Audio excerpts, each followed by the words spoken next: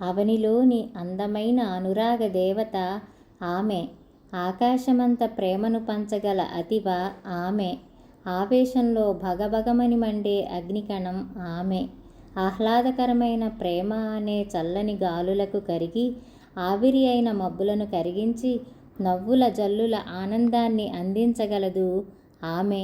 ఆ జల్లులు ఆశల సెలయేరులై జారి ఆరాటంగా ప్రవహించే నదులై సాగి ఆగని సంసార సముద్రపు అలల ఘోషను భరిస్తూ అందరినీ అలరించును ఆమె. అందరికీ ఆధారమైన పంచభూతాల ప్రకృతి తత్వం ఆమె. ఆదిత్యుని జ్వాలాశక్తి ఆమె. అందమైన చందమామ వెన్నెల ఆమె. ఆకలి తీర్చే అక్షయ పాత్ర ఆమె. అమ్మతనంలో ప్రాణం పోసే అమృత భాండం ఆమె.